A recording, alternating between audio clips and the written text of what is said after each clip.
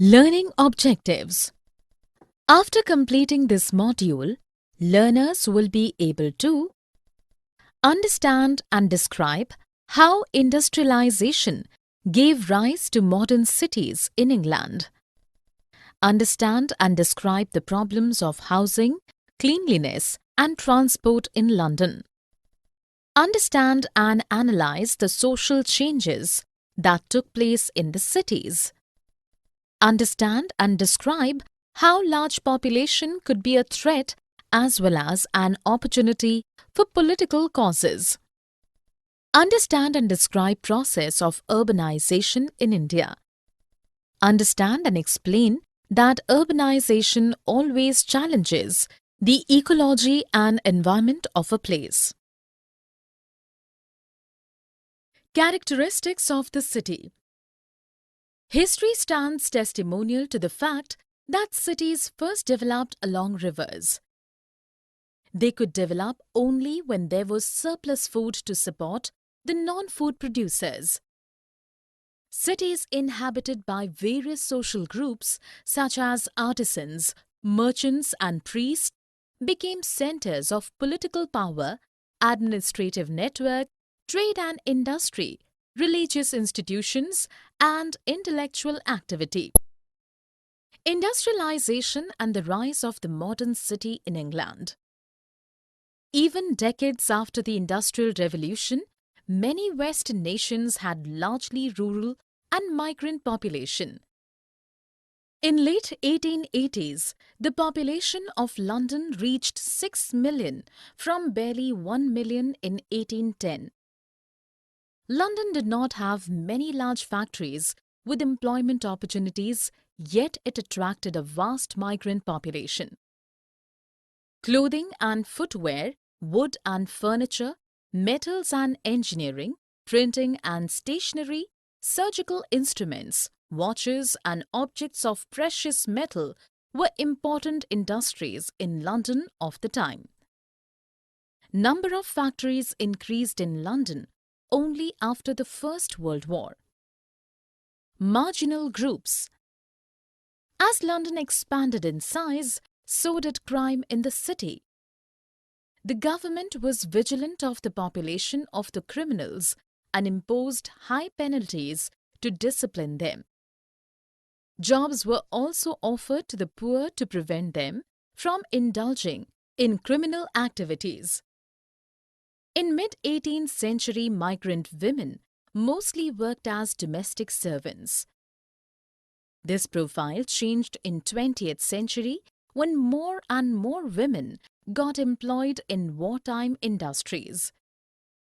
The Compulsory Elementary Education Act in 1870 and the Factory Acts effective from 1902 prohibited children from joining industrial work. Housing. After Industrial Revolution, a lot of migrant population moved into London for employment, but the factory owners did not provide accommodation to its workers. They lived in cheap and unsafe houses. The well-off citizens wanted these slums to be removed. These overcrowded, poorly ventilated houses were considered to be health and fire hazards. To prevent rebellion by workers, mass housing schemes were planned for them. Cleaning London. Attempts were made to improve the landscape of the city by decongesting localities, building apartments and raising green patches. To avoid the pollution in congested cities, the affluent Londoners got holiday homes built in the countryside. Architect and planner Ebenezer Howard developed the principle of the garden city. Raymond Unwin and Barry Parker designed the garden city of New Earswick, taking cues from Howard's ideas. The city had common garden spaces and beautiful landscape. Unfortunately, only the rich could afford houses in this city. Meanwhile, suburbs had developed around London, making transport an absolute necessity. Transport in the city. The London Underground Railway solved the crisis of transportation. The first section of the Underground in the world opened on 10 January 1863 between Paddington and Farrington Street in London. It was constructed at the cost of destroying 900 houses and large-scale displacement of the poor. With the passage of time, the Underground gained popularity. It helped in dispersing the population. As a result, meticulously planned suburbs came up. Efficient railway network helped people travel comfortably to work and live in the suburbs. Social changes in the city. Life in industrial city was gradually impacting the family lives. Families did not bond well, and the institution of marriage was breaking down. While low-paid workers took care of the upper and middle-class households, women in this social group faced loneliness. Working women in the lower middle class did have some control over their lives. Social reformers felt that women needed to be confined to homes alone to save crumbling family ties. Men, women, and family in the city. Male participation was dominant in political movements in the 19th century. Women who lost their industrial jobs were forced to stay at home. Women did step out of home much later to participate in political movements, demanding voting rights and a right to property. The urban families at this time were shrinking in size. Families were now being focused by the newly emerging market for goods and services. Leisure and consumption. The elite entertained themselves with opera, theatre and classical music performances. The government also established libraries, museums and art galleries to acquaint people with their achievements and history. The British industrial workers also spent time by the sea to benefit from the sun and breeze. Politics in the city. In the bone-chilling winters of 1886 and 1887, the poor rose in rebellion demanding relief from abject poverty. In 1889, the London dock workers went on strike for 12 days at a stretch to earn recognition for their union. These events suggest that large masses could be mobilized for political causes. Hence, large population could be a threat as well as an opportunity. The state authorities worked at improving the urban aesthetics to reduce occurrence of frequent rebellions. The city in colonial India. India did not experience rapid urbanization under the colonial rule. The three presidency cities, Bombay, Bengal and Madras, inhabited most of the urban dwellers. Bombay, the most eminent of the three, expanded rapidly. From 6,44,405 in 1872, Bombay's population rose to 15 lakh in 1941 in the late 19th century. Bombay, the prime city of India. Bombay, an archipelago of 7 islands, was under Portuguese rule in 17th century. A matrimonial alliance between Britain's King Charles II and a Portuguese princess in 1661 transferred the control of the islands into British hands. The East India Company took this opportunity to shift its base from Surat, its chief western port, to Bombay. Initially, Bombay was the major exit point for cotton textiles from Surat.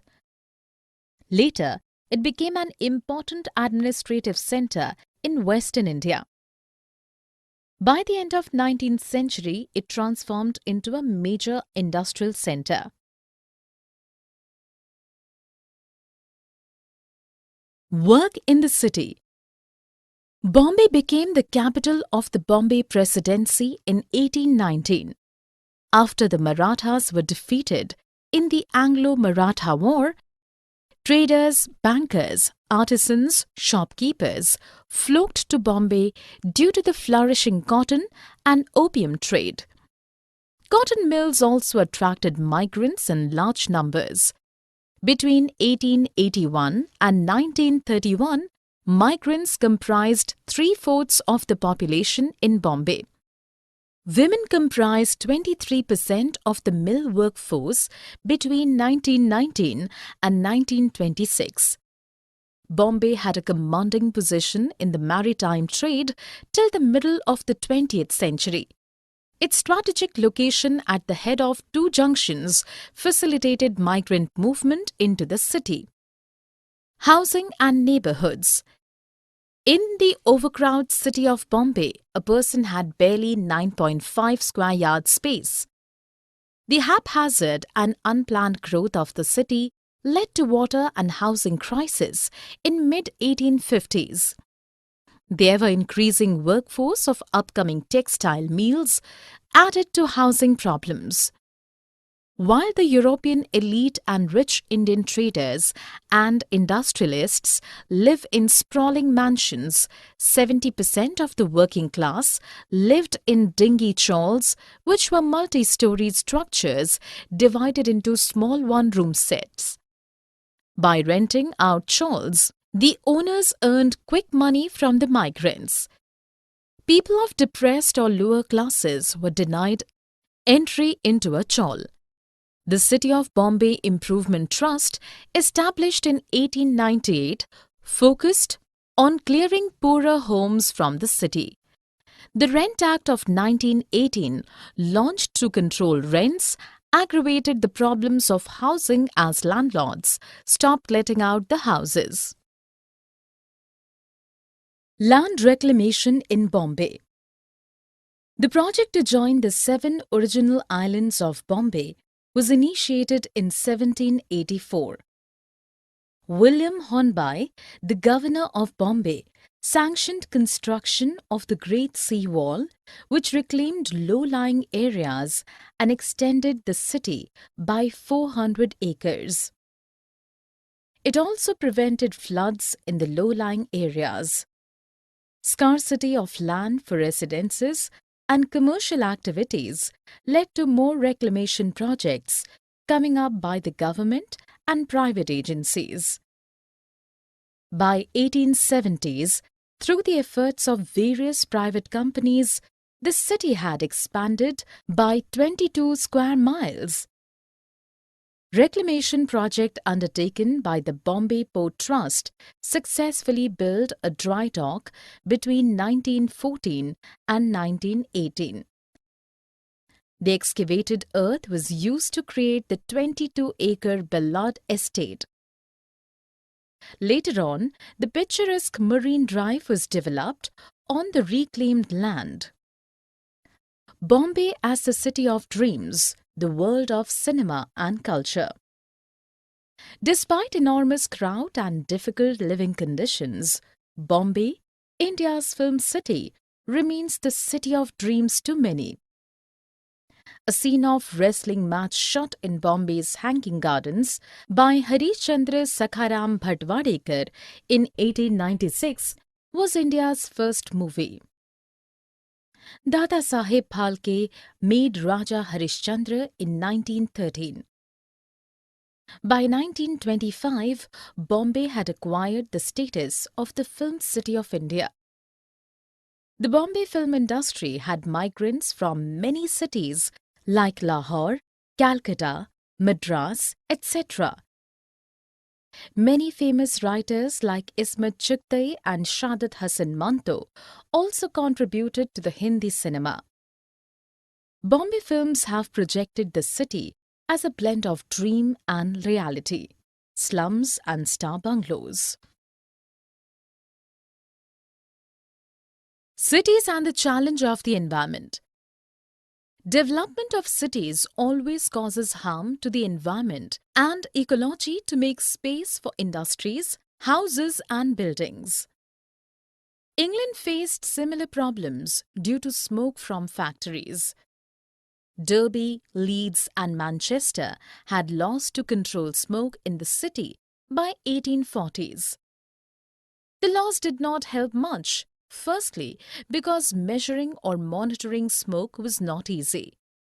Secondly, factory owners and steam engine owners were reluctant to invest in technologies that prevented incessant flow of smoke. The Smoke Abatement Act of 1847 and 1853 could not prevent smoke emission or clear the air. Calcutta is also known for air pollution. Since it is built on marshy land, the fog combines with smoke resulting in the black smog. Air pollution was also caused by the usage of dung and wood as fuel.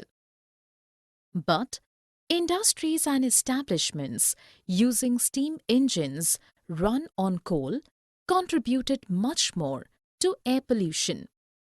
The British authorities wanted to clear the place of miasmas, harmful vapours, but another pollutant in the form of coal from Raniganj came into picture through the railway lines laid in 1855. High content of ash in Indian coal polluted air. In 1863, Calcutta became the first Indian city to bring about smoke nuisance legislation. The rice mills of Tollygunge used to burn rice husk instead of coal, which emitted high levels of smoke. The inspectors of the Bengal Smoke Nuisance Commission controlled industrial smoke, but controlling domestic smoke remained difficult.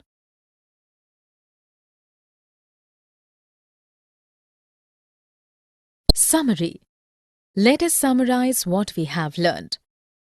Number of factories increased in London only after the First World War. As London expanded in size, so did crime in the city. The Compulsory Elementary Education Act in 1870 and the Factory Acts effective from 1902 prohibited children from joining industrial work. After Industrial Revolution, a lot of migrant population moved into London for employment. Attempts were made to improve the landscape of the city by decongesting localities, building apartments, and raising green patches. The London Underground Railway solved the crisis of transportation. Life in industrial city was gradually impacting the family lives. Family did not bond well, and the institution of marriage was breaking down. India did not experience rapid urbanization under the colonial rule.